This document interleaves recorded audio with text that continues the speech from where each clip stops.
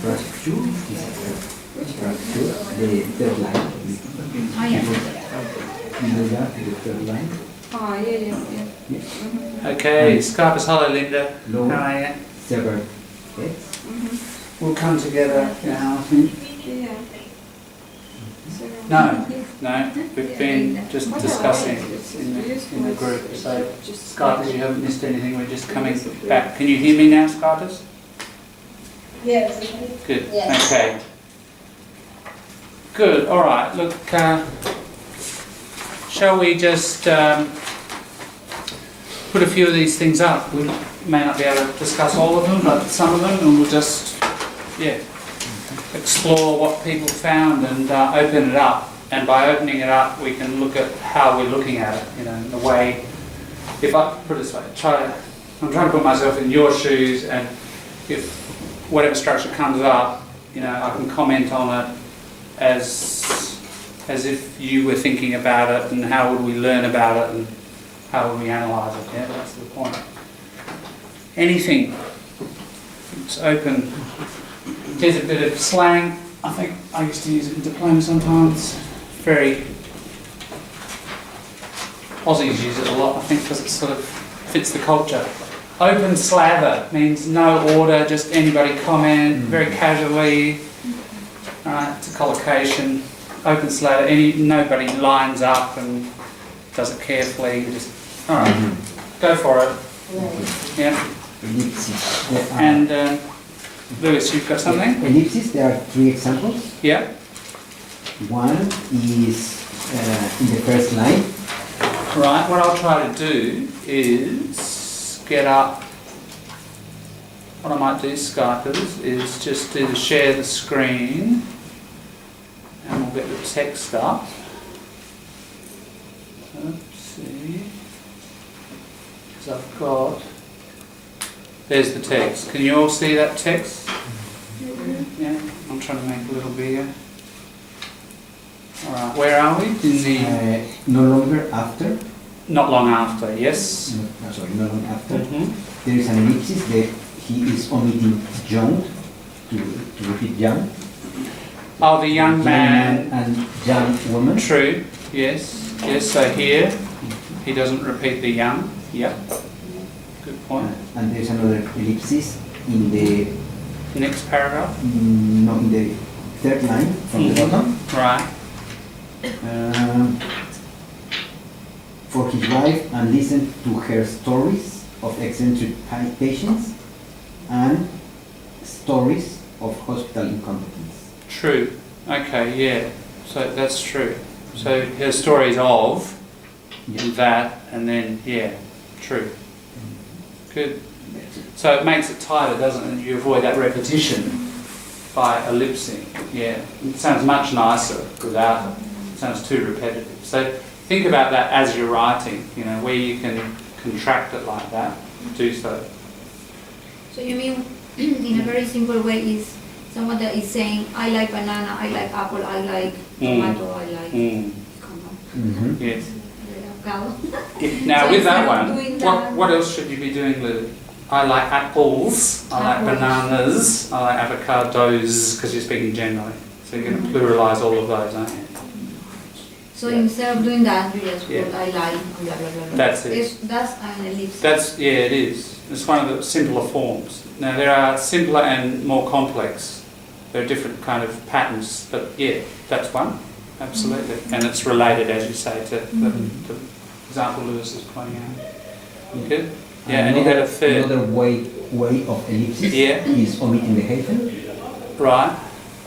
In Henhouse. Ah, yeah. Is it ellipsis? Don't know. I suppose you're ellipsing the hyphen, you could argue. Yeah, hen house, right. Yeah. So, where is the hen house? It's in the first line. Ah, yeah. Here. Hen house. Then Now, the point is, hen house, that's a compound noun, isn't it? You've got a kind of house. It's a hen house, noun and noun. And you can make that first noun, the hen, an adjective. Right, and put a hyphen there. So it's a compound. So when the first time those are invented, usually in English, you have a hyphen. And over time, people get sick of writing the hyphen, they just drop it, it becomes hen house. So my point is you get different compound noun, this is a compound noun. Now, in some of them you put hyphens and some of them you don't, and it's a bit tricky. No one's going to fire you if you don't put the hyphen properly, or you put it and they don't like it. It's not that kind of thing, right? It's not like missing a full stop. There's a range of punctuation errors, and this is right at the very light end, you know. And in that territory, it's partly a matter of taste and philosophy, you know.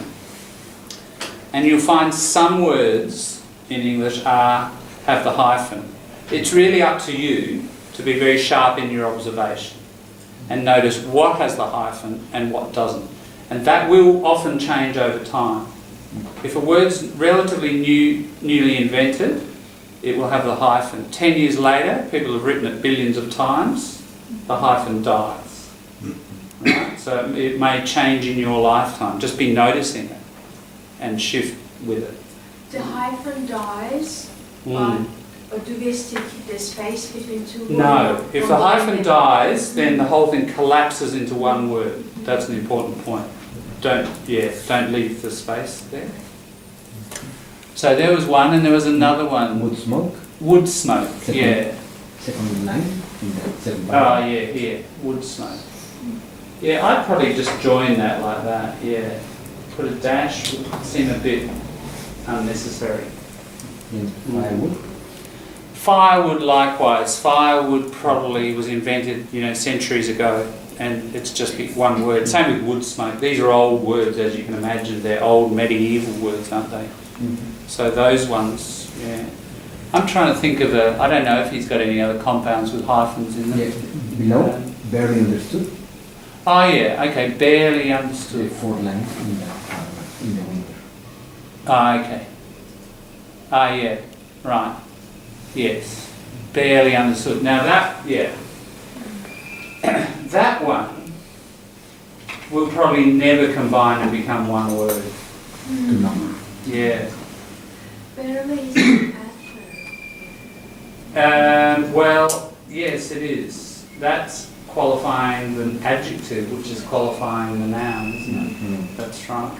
Maybe he just wanted to they're just not kind of exaggerating it. People notice it immediately.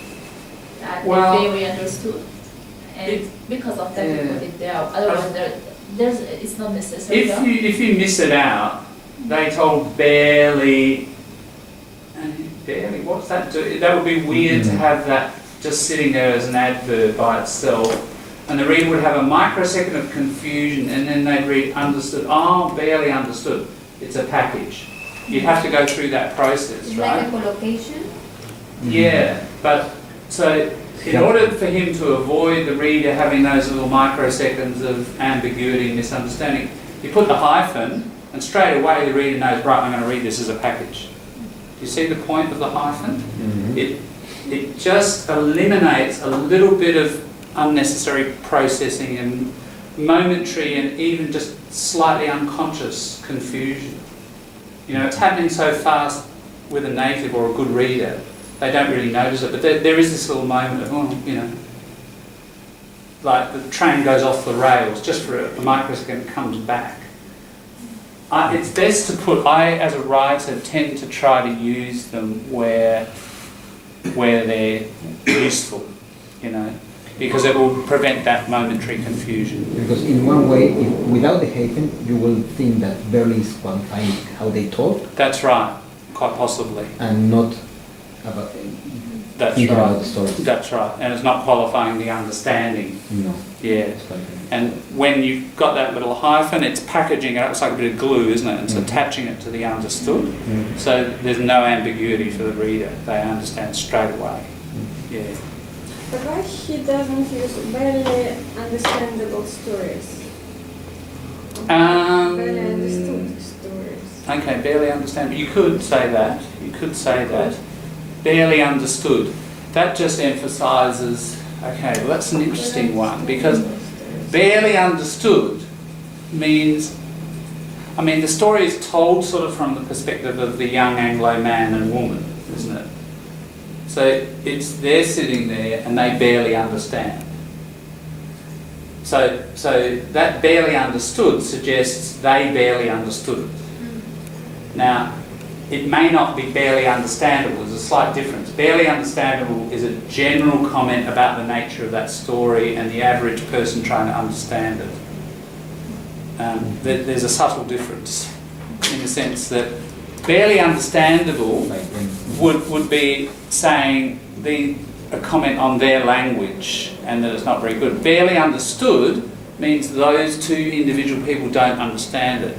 Now, we know they're not very multicultural, are they? They've come from a very Anglo society.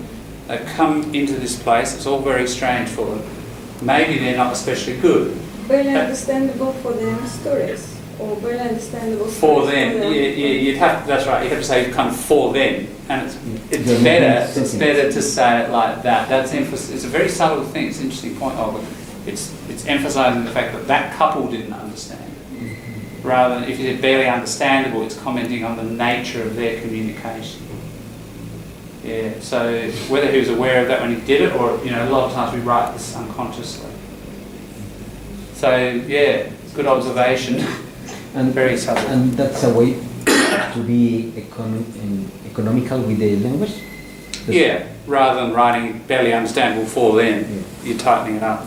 True. And interesting, tell the story. What's that, Linda?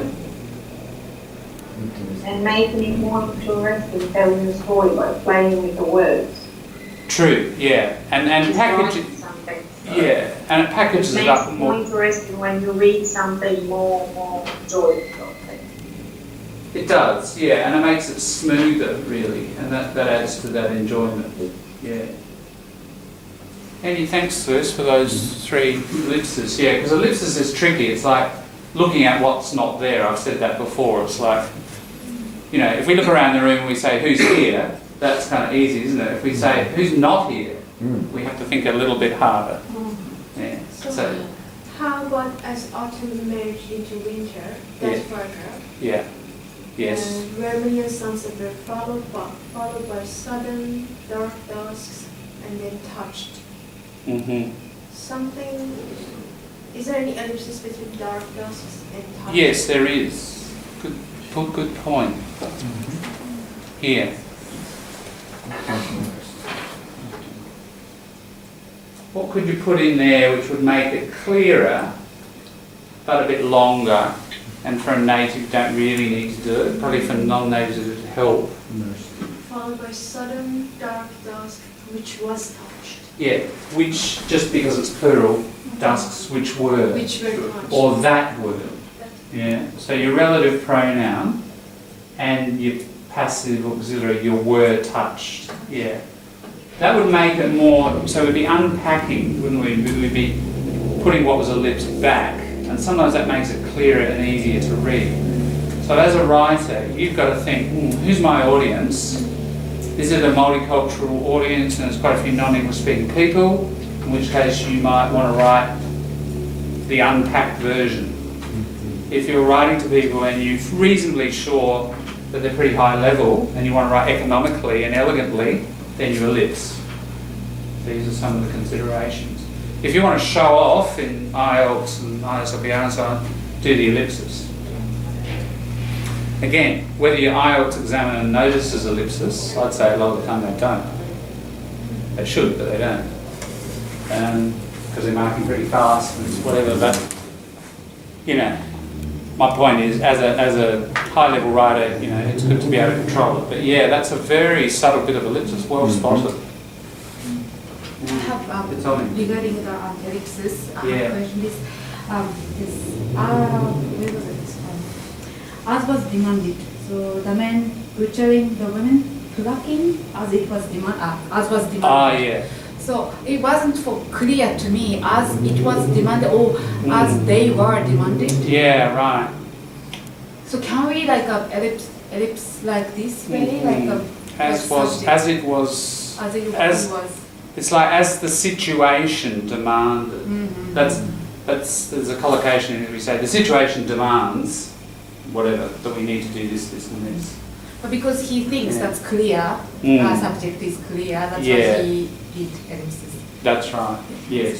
Another thing is Yeah. like he did ellipsis for the object to the last page, so Uh-huh. that Polish widower began to build. But I couldn't see what, like he started build, began to build normally something. Ah. Yeah, So- right. But is it clear? That's why he did this way. It wasn't clear to me. The Polish widower began to build. Now we've read in the story, what's he been collecting? Wood, hasn't he? Yeah. And you know, he's been doing all this hammering, this mysterious activity, and finally at this stage in the late spring, I see. he starts to build with this stuff. Yes, yes. So yes, you that's- could argue that's a kind of ellipsis, and because it's been already mentioned, we know what he's Yes, building. he was So talking it doesn't about- have an object. It doesn't say began to build the garage, because it's a garage, isn't it? Took a garage Yeah. or something. Yeah. Is that mentioned it before? Yeah, Oh no, it's after- mentioned later, isn't it? Yeah, later. Yeah, but we do know that But he's, it's a metropolitan- he's got all this stuff that he's collected. Makes sense, Yeah. yeah. Yeah. Right, it's interesting. It's interesting what people see, because you know some of these things I didn't see. So bravo for you've got nice sharpening those knives. You know. Because I often like Uh-huh. ellipse to object, and that's my language. But That- English yeah, don't know right, how to do it. Right. Yes, that's tricky, isn't it? And it's interesting Japanese do it because Koreans do it I quite a see. lot, and I think there's a relationship. I think you're related linguistically, aren't you? Yeah. So I try to not Yeah. to do it. Yes, yes, and that's a good point. You've got your language pattern. You've got to be careful you don't over ellipse in English. Yeah,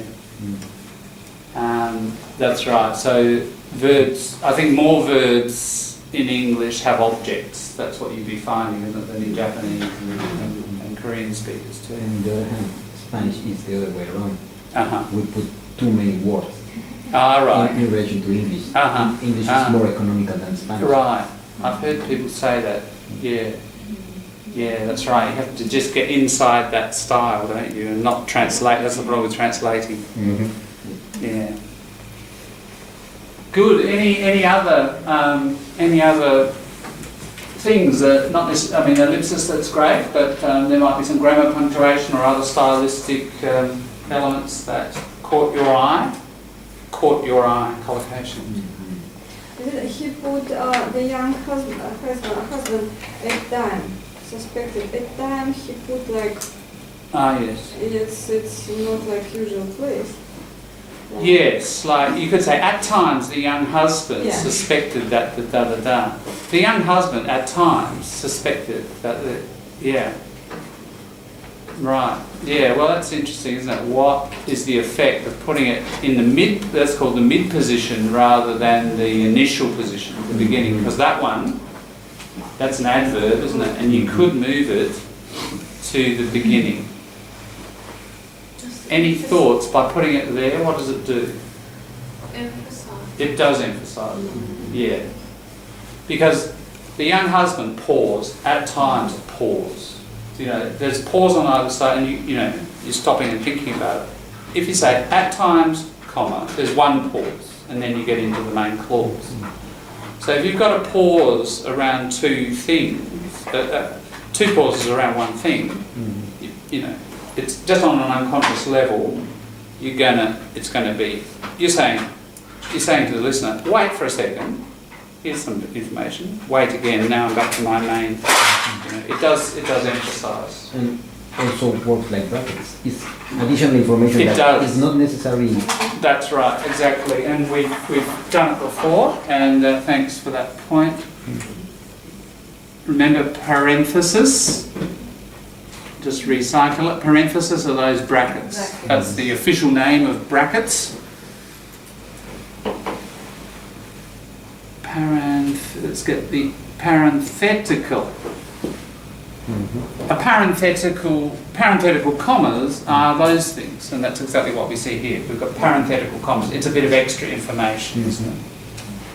and they come in pairs. They come in packets of 2. You can here's a collocation. A parenthetical remark. Somebody's giving a lecture maybe, and they're heading in one direction with their main point. Blah, blah, blah, blah, blah. They go off and they sort of go blah, blah, blah, blah, blah, a bit of extra, and then they come back. That's like a big bracket, isn't it? They might spend 2 minutes telling a little story. Or saying, you know, there's something really important to tell you, you know, and even my family don't know this. Blah, blah, blah, blah, blah, you know, and it's like we don't see the brackets in when we listen, but you can hear it. That's a parenthetical remark. It's a collocation. So yes, what we've got here is a little parenthetical commas. Yeah, good punctuation, observation there. Sorry, Yeah. I think when you have that text on, the Skypers can see the rule. Can't see The board. True, you're right. So if you want to write down there, you Right. need to minimize this one. Yeah, thanks. Skype, is you still there? Yes. Good. Yes. Oh, okay, Dania, thank you. Well, I'll let you know. I We'll won't be in give up. touch. No, thank you. Yeah, all right, thanks, Cecilia, for the reminder. Just while we're on that, it's an adverbial structure. So I was mentioning adverbs last week, and I mentioned, I think, this website, which is very good, the BBC, Ask About English, it's called. And this was a very good question. I remember this from some years ago. People often ask about adverbs and where their position in a sentence in English, and it is quite tricky. I won't go through it fully. What I'll do is I'll go through it quickly here, very quickly, and I'll post it to the group so you can read it at your leisure in more detail. But what this raises, you know, we see at times, the young man at times, and it's in the middle of the sentence, isn't it? So this person's asking about, you know, he studied English for 20 years. I still don't know the exact position of an adverb, and that's quite fair enough because it's complex. Is there any rule regarding the position of adverbs? There are 3 normal positions: initial, mid, and end. So they define where that is: before the subject, between the subject and the verb, or immediately after be as a main verb, and at the end of a clause. Now this is the point. Different kinds of adverbs favour different positions. They favour. It's not an absolute rule, or what we call an iron rule, collocation, really strong. There's tendencies. Here are the trends or tendencies. There are exceptions, but it's good to know the overall trends. Mm-hmm. So initial position, linking adverbs, time adverbs, comment and viewpoint adverbs, like luckily, officially, presumably. Yeah.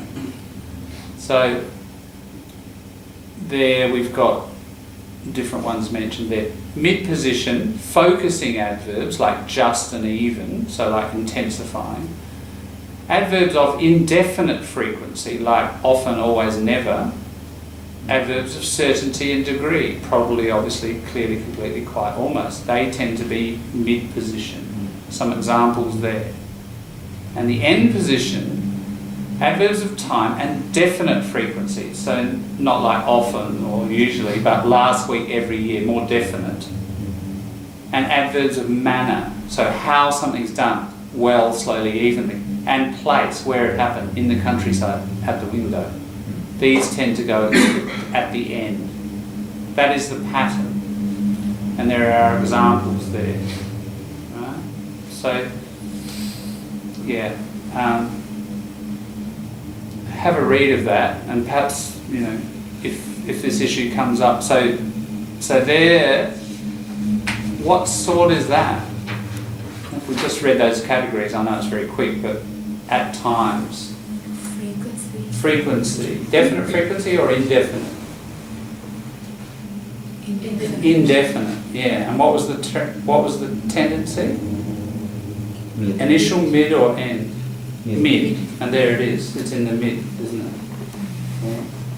So yeah, it's an interesting thing to observe. And we've also said, remember, I think it mentioned in the first group, initial, time. And we noticed before how many of his time adverbs are at the beginning of sentences. He does it a lot, doesn't he? Look at all of those. It's just a pattern of this story, a very strong pattern in the story, that he starts with these starts paragraphs with these time adverbs. Yeah. Good. Anything else? From anyone else? Talking about parenthetical, Yes. we were arguing that the fourth sentence, that's there are like between comma thing. On the third page? So last page, so 83. Yes. 83 and the fourth paragraph. Right. And 1, 2, 3, 4. 4. Labour came abruptly. Yes, Yes. that's the start. And then last half, going outside. Oh, yes. Started, and he saw comma in the Right. last light of the day comma. Yeah. So there are two things. Those Right. parenthetical. Yes. Yeah, but I thought normally, according to the rule, we can like take it out. But in my opinion, this time he saw it's very important. It is. So we can't take it out. But No. the second one, in the last light of the day, still Yes. we can without this additional information. Yes. So those times like he saw. Okay, we have to keep. Right. Yeah. Okay, what's always good, and you can do this as a writer, you know, I think it's important to do. It's like, you know, it's sort of like building a house. There's the difference of building the structure and then adding the decoration. And as a constructor, you should know what you're doing. Are you building the foundations or the structure, or are you decorating? So at any moment in your writing, in the middle of the sentence, you should know I'm building the structure or I'm adding a bit of extra. And if we have a look at this, your basic structure is he saw the faces at each fence. That's the foundation, isn't it? That's the structure. Now, there's some adverbial stuff. Look at the beginning. Going outside for more wood. That's when it happened. So there's a time adverb at the beginning. That's following that pattern that was described by the BBC. This bit, he saw in the last light of the day. That's, again, is that when or how he saw it, you know? So you've basically got two adverbial phrases on either side of your subject and verb. Now, the commas, like, so when you've got an adverb to begin, blah, blah, blah, blah, comma, and then there's your subject and there's your verb, you should have a comma there. So that's not, those two commas there are not really like parenthetical commas, are they? No. That comma there belongs to that, is partner of that one. So there's your parenthetical commas on either side of that adverbial structure, right? So imagine, let's cross that out, that first bit. And we just said, he saw in the last light of day the faces at each fence. We can see two commas. All right, so he could have written that. He wants to build on that and add another adverbial structure at the beginning. So he adds it and puts a comma. So when you see these two commas, they're not actually a package, like these are a package. It's interesting to unpack that, yeah. Right, now by doing this sort of thing, it takes a long time, doesn't it, you know? But the microscopic analysis is going to really sharpen your ability to control your punctuation and know what you're doing as a writer, and also notice how the commas help mark out the structure, the foundation from the decoration. The commas often do that, make it clear to the reader, even just unconsciously, what's important, what's not. We see the clear boundaries between the less necessary and the more important. And you know, that's what you should be doing as a writer. Yeah, so Because he could have omitted the first comma. not really. You shouldn't omit that, no, because with your adverbial, these are called sentence adverbial structures. When they begin a sentence, a whole adverb, you should generally have a comma after that adverbial beginning. Yeah. Look at this one. As the night deepened, comma. Yeah, and we've got several. By late summer, comma. Right. So we've got that similar pattern there. Going outside from a wall, comma. Yeah. So Sorry, they're we'll just like, finish this. Yes. it's like two rules combined in one sentence. Exactly. Yeah. We've got commas happening, and they've got different functions, haven't they? The first one's marking off an adverbial structure that's initial, and then we've got parenthetical ones, which also mark off an adverbial structure. Yeah. So they're both dealing with adverbial structures, but for different reasons. Yes. And the preference to choose between comma, dash, and semicolon. Yeah. Is it up to the writer? Okay. Hey, Daniel. Oh.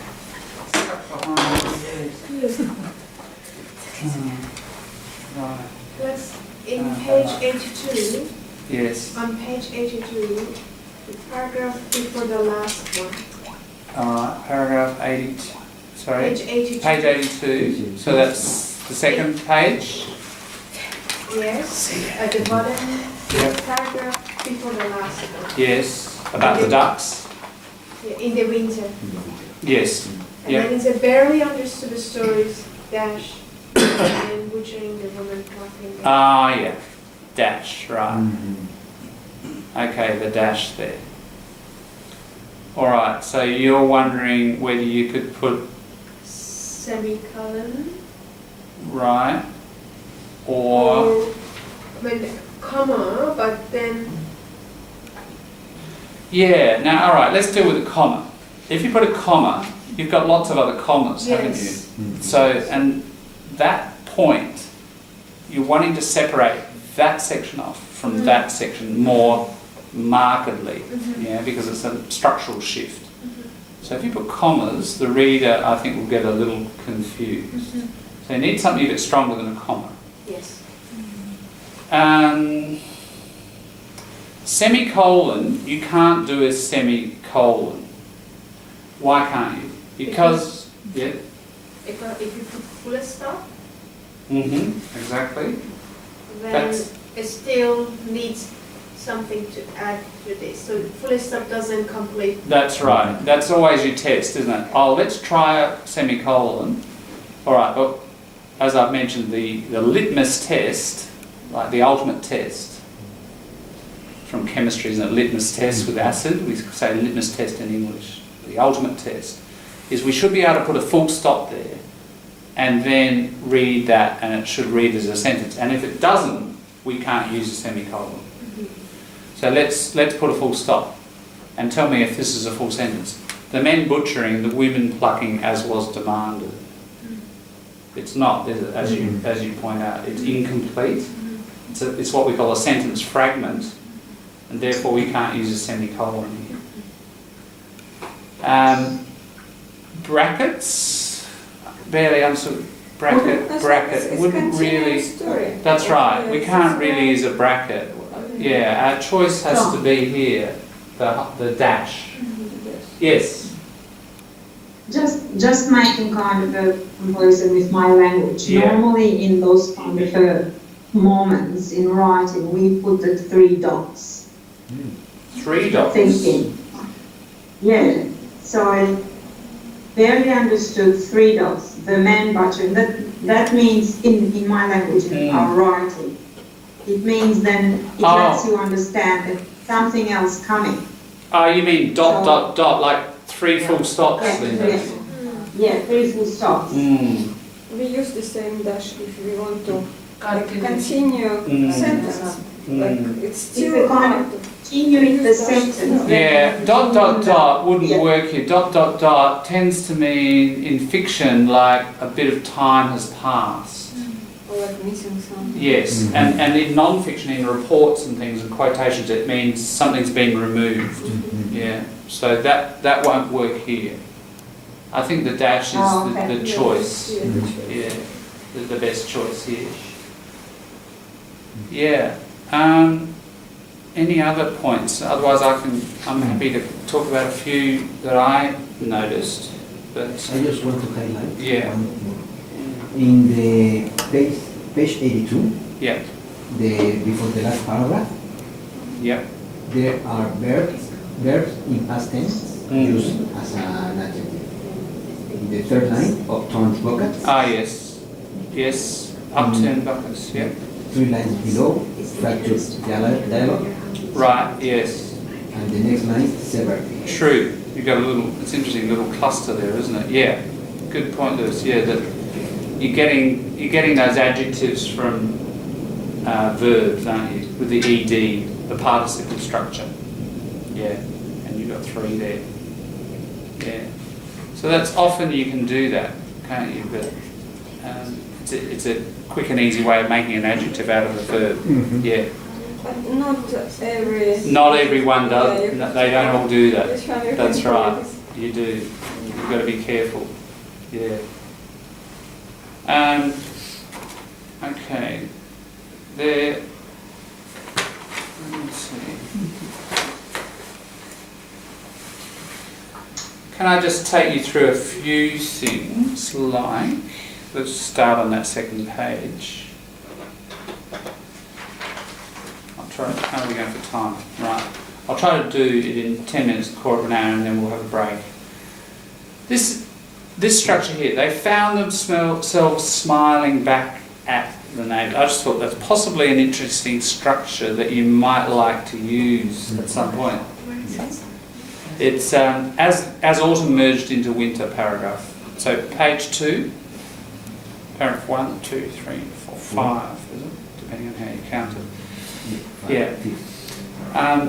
They found themselves smiling back. Yeah. So she found herself Doing something. secretly laughing, or it's possibly a useful structure. It's like you weren't expecting it, but you find yourself doing it.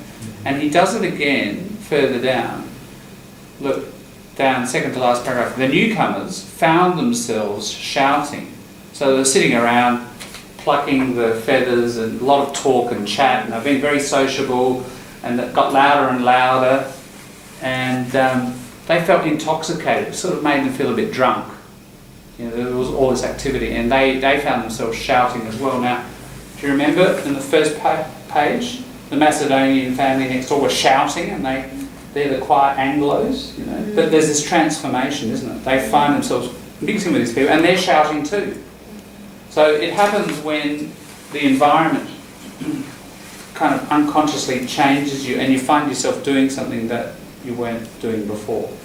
And this is not collocation. Find Yes, it is. yourself. It's a collocation. Find yourself doing something.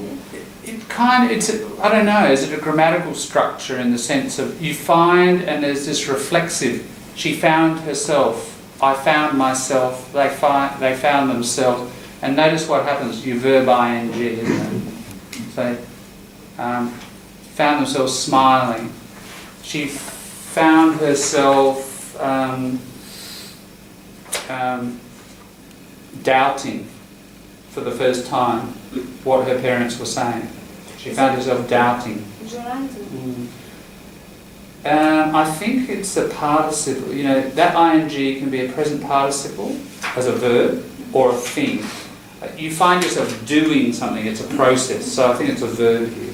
It's a present participle. So there's a little formula, you see. I think this is what I'm trying to suggest to you. I mean, the other observations are very good as well, all the other stuff.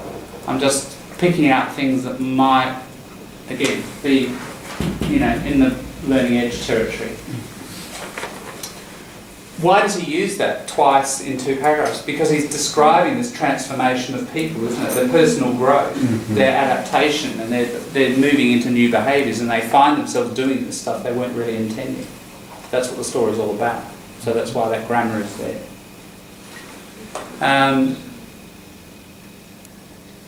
Alright, in the winter they kept ducks. Big silent muscovies is just a particular type. Is it a Russian duck? Is it? Muscovy?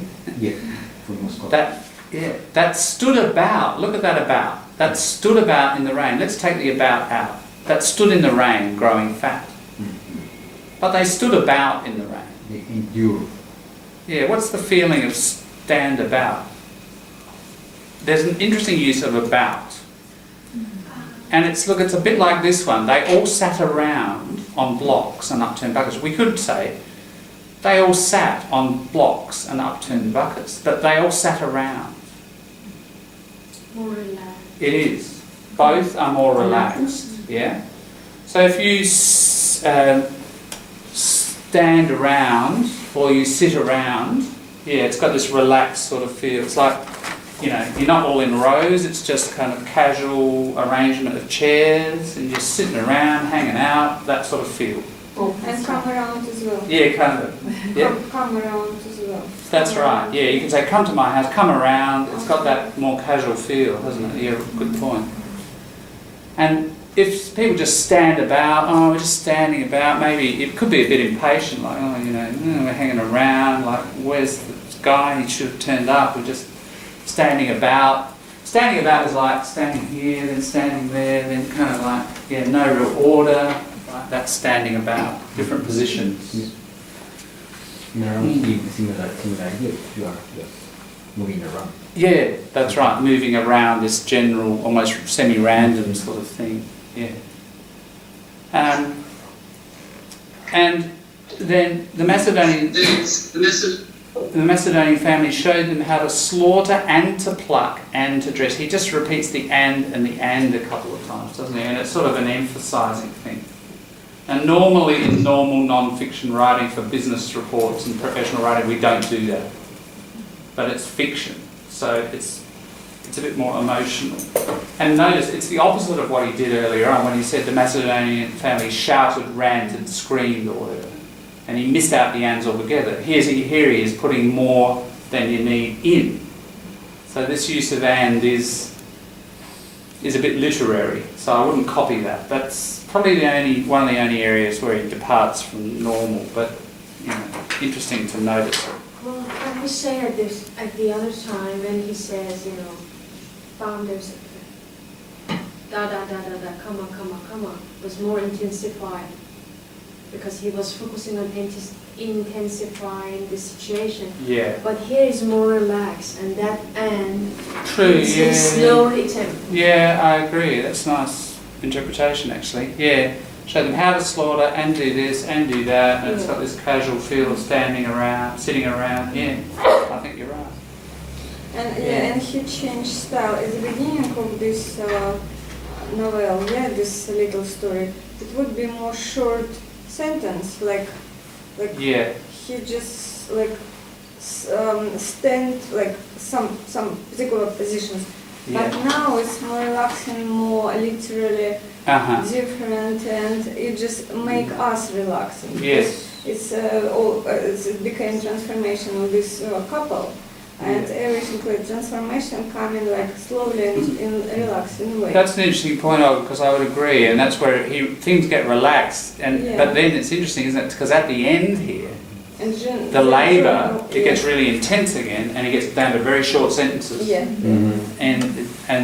And then came the pushing. You know, he felt the power of her sophistication. She strained. Look how long that sentence is. Her face mottled. You know, the baby, it found the nipple. It had one eye on him. A boy, she said, very, very short, because the whole experience is so intense. But he captures this in these incredibly short sentences. So yes, good point. Like when things get more relaxed, it opens up into longer, more relaxed structures. Zara. And also the way you... Sorry, Zara and then Liz. The other use of ands and comma, he actually, the other use of this for him is like to keep the rhythm. For example, when something is very rhythmic, for example, like, what was that? Spacing, healing, motion. He doesn't want to use and to destroy it. But when there is no rhythm, like signpost, put cement, began to use his wood.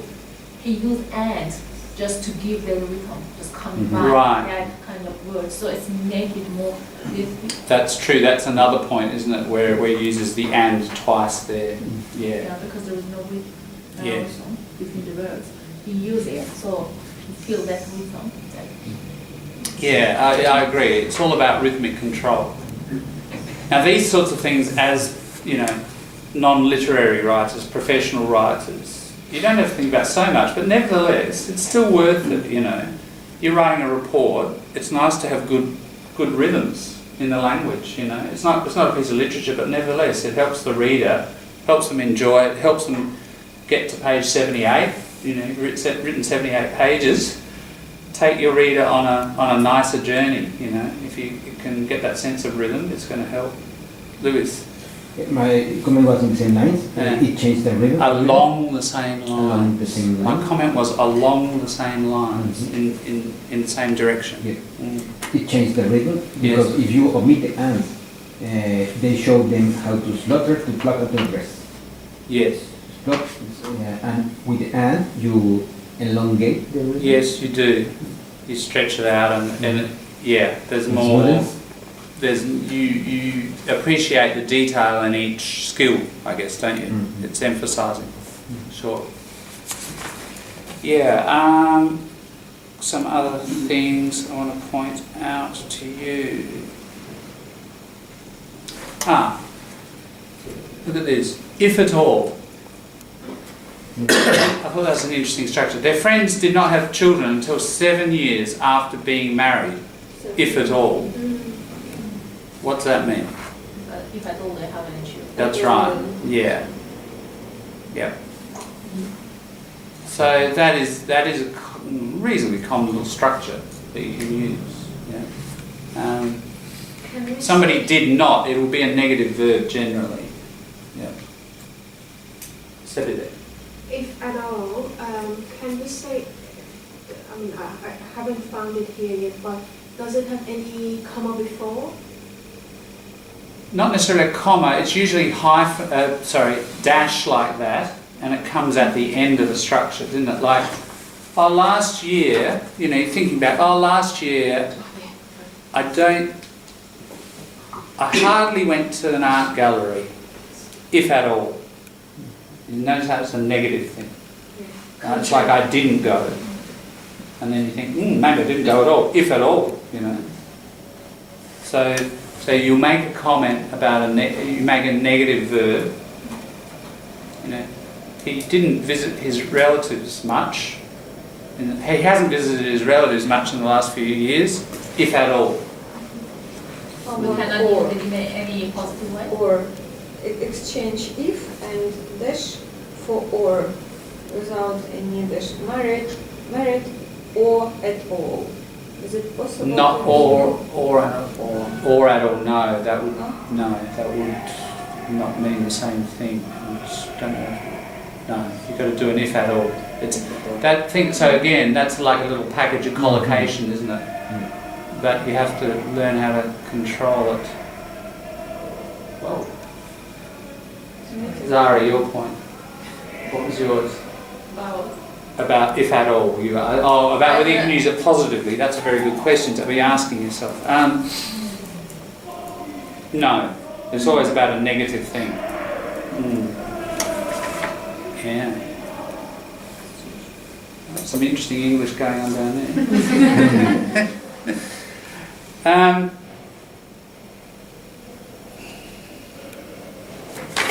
Page.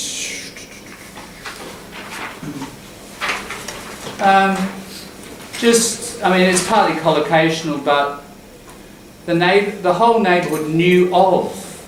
I think you would probably say knew about. Yeah? Mm-hmm. But here's knew of. The neighbourhood knew of the pregnancy. It's a little bit more formal. It's a bit more written. So just, again, noticing, prepositions and how you might read it and think, he's using of here. I usually use about. But clearly you can use of.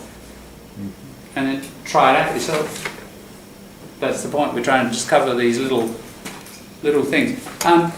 Okay, what he does on this page a lot is this sort of structure, not being a smoker, so it's a negative here, but this is a present participle, and it's a little bit of extra, isn't it? Here's your basic, the man in the deli gave her small presents of cigarettes and him packets of chocolates, him packets of cigarettes that he stored at home, not being a smoker. Yeah. And there were several of these, because the Greek women stopped the young woman in the street, pulled her skirt up and felt her belly, telling her it was bound to be a boy. So adding this extra action with a present participle. It's like coming in the door, she noticed that the class had already begun. You could say she came in the door, full stop, she noticed that the class had already begun. Right? It's a way of connecting up, isn't it? Using your present participle. Now he's doing it quite a lot. He's done it there, and then where else was it? The young woman dozed between contractions, sometimes walking, sometimes shouting. Now sure, there are indefinite frequency adverbs there, but basically it's the same thing. Her belly rose, uterus flexing. Same there.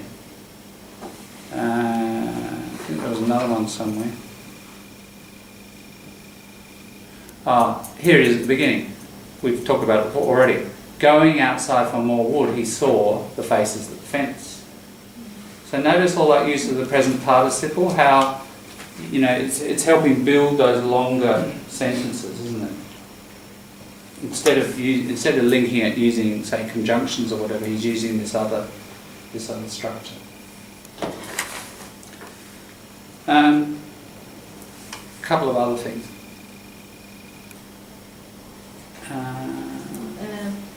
There was something in page 83, last paragraph. He cursed and stared and tried not to shout. Here, he again, because here the words finish with ed, he used and between them.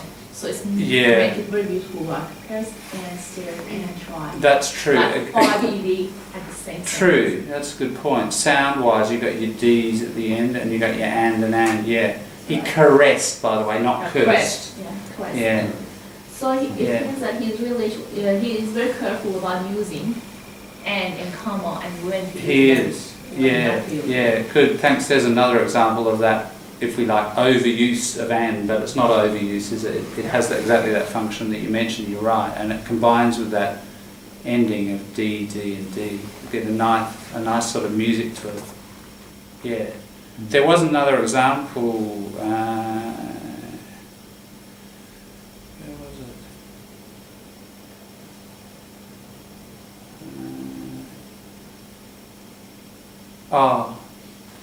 Assaulting, there it is, assaulting some, there's another one of those present participles, there, assaulting some unseen barrier. That whole bit is added in, and you've got your present participle doing that. And then you've got it again, right down the bottom, look, cheering, present participle, little bit of extra, yeah. So this is just, this writer's, everybody has little techniques, they're often unconscious, but he uses this present participle to build information into a sentence quite a bit. And he does the and thing here again, doesn't he, with the it trailed cord and vernix smears and its mother's own sweat. So that's another technique he uses quite a lot.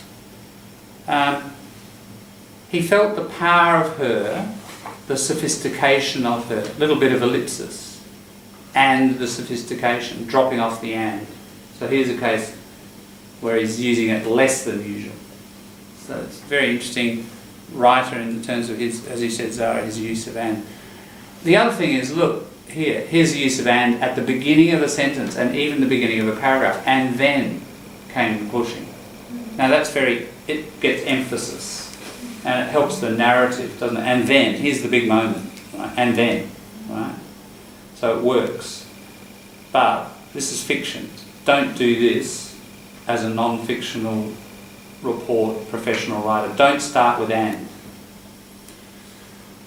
Just on that, so this is conjunction stuff. Now, with his use of conjunctions, look at here, bottom of page 82.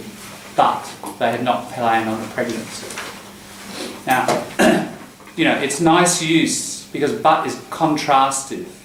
So we've got all this sort of building up and intoxication. They find them sort of shouting and having a really good time, but they hadn't planned on the pregnancy. Getting really serious. Sudden discovery. So that but works very nicely to really emphasise that shift of mood, doesn't it? And if you put however, So. sounds very formal and official, doesn't it? It's just not, you know, this is a story about feelings, emotion, people getting pregnant, you know, friendships. It's got a spokenness about it. And when we speak, we start with but quite a lot. But you shouldn't do it in writing. And if you've done any high school here, you know, teachers hammer away at this and say, don't start with but, don't start with but, don't start with and, don't start with and, you know. Use however. If you want an and you're in IELTS, don't ever do it, right? What would we start with here? Later came the pushing. You know, we'd have to find some other adverb structure, wouldn't we? Not nice one. No. But, you know, this works really well emotionally. So, you know, it's all about the genre. This is fiction, and it's emotional, so we're trying to get this. So I don't want to use too much fiction as models of writing because, or if I do, I want to point out, it's good to point it out. This is kind of opposite rule, and by that you learn the actual rule for professional writing, academic writing. So, yeah, but these things work very well in more emotional writing as intensifiers and emphasising things. Now, Philip Adams, who, you know, we've worked with a lot in diploma, he does this all the time. He starts with but and he starts with and it's a really good technique if you want to get a chatty kind of feel and you really want to emphasise contrast or you want to emphasise addition. Right? So journalists will do it, you know, because they're trying to emotionally hook you. But probably as professionals, you're trying to strip the emotion, and academic writers, you're trying to strip the emotion out. So, you know, be aware of that. Lewis. Yeah, another use of and to the rhythm is in the trail chord and snare. Yeah, and that's right. Yeah, we've got the happening again there. Mm-hmm. There was one or two last things. We looked at around and about, and those words here. Look at the use in labour came abruptly. Where are we? Labour came abruptly. Yeah. He ran about making, so the midwife came and helped her finish the job while he ran about making statements that sounded like queries. Okay. His wife hoisted her belly about the house. Just interesting use of about. Like, about is like around, isn't it? Yeah. And we saw earlier on how it added a kind of relaxed feel. Here it says, while he ran about making statements. What's the meaning of that? Here and now. Yeah, here and there. Like random. He's not being very effective, is he? You know, the midwife's useful. The wife's doing the important stuff. He's sort of running around, like we say, with it like a chook with its head cut off, you know, doing almost nothing. And it's sort of that addition of that just adds that quality to it. To making around. Kind of, yeah, and to emphasise he's superfluous, which means sort of unnecessary. You know, he's not doing anything purposeful or ordered or useful. And his wife hoisted her belly about the house, moving around, again, about in that sort of random kind of way. And it's also useless when you are working about or when. That's right. I mean, it emphasises the shift, the constant shifting around. And a hoist is a really, when you have to hoist something, it's really heavy, like a piano. You know, you lift, hoist it. So she's really big. You know. Yeah. So interesting use of about. Yeah, so look, you can see the sort of things you can dig away at, can't you? Another one. Look at this use of full. I'm sure you've seen it before, especially if you're cooking. I'm sure we've got a few people who like cooking. Dessert spoonful, and we cupful, teaspoonful. But here you can expand it. You can have barrowfuls, you can have truckfuls, containerful. And notice it attaches to the word. I wouldn't put a hyphen here, it's like forming a full word. Because that full came from full, and why is missing an L? That's right, yeah. Yeah, it does, it's dropped its L. Normally, you say, with a barrow full. And as it became, probably 300 years ago, it was a barrow full, double L, separate word, of wood chips. Now, as people have spoken it, they say a barrowful, and it becomes kind of sounds like one word. So eventually people started writing it as one word and threw away an L. Yeah. All right, those are some of the sort of things that are going on. One more. Last one, because I think this is a useful one. Complete with. Have you seen that expression before? By late summer, the woman next door had knitted the baby a suit, complete with booties, those little woolen boots for babies, and beanie, so the warm woolen hat. Yeah, complete with means the suit has this set of things, isn't it? And these two things add on to it, and it's complete with. And this is a very useful structure, very handy, practical one. Yeah, you go down to Bunnings and you buy a screwdriver set or a drill set, complete with drills and chuck, that thing that you open and close the drill with, that little handle thing. Complete with. Think of when you're buying things and they come in sets. That's right, sets of things. Could be clothes. A dress suit complete with jacket and hat or whatever, but complete with, so something or other, whatever it is, and then complete with, and then those things that are part of that set, which are not necessarily always part of that. Yeah? And that's why he's saying complete with this extra stuff. We get to know it's like something of wood scraps. Of what? Wood scraps?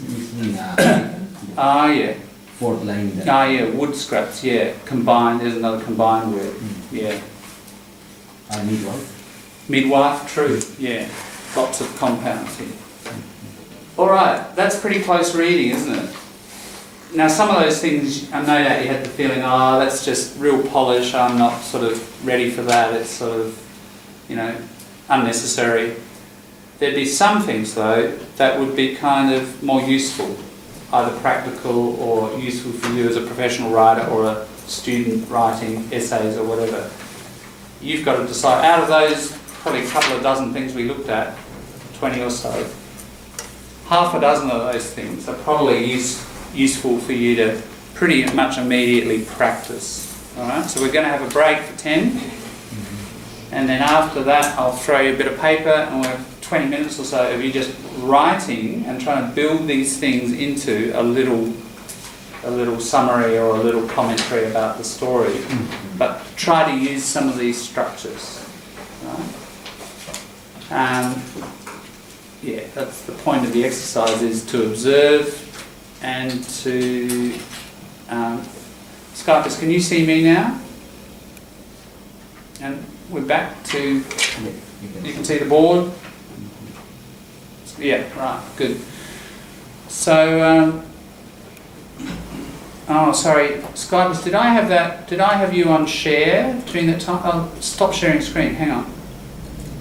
Now you can see me, correct? Before that you were seeing the text. Yes, good, I think. Is that right? Yeah. Skypers, you've been seeing the text all that time? Good. Sometimes I forget where we are with sharing the screen. All right, so let's have a break for 10. We'll come back and we'll tackle a bit of writing. But if you like to think in the meantime, which of all that stuff we've talked about you reckon is useful for you? All right? Different people, different answers. All right? When you do write it, I want you to also underline it, the bit that you've brought out of the story, so I know what you're practicing. All right? But we'll do that in 10. Have a break and we'll see you in 10.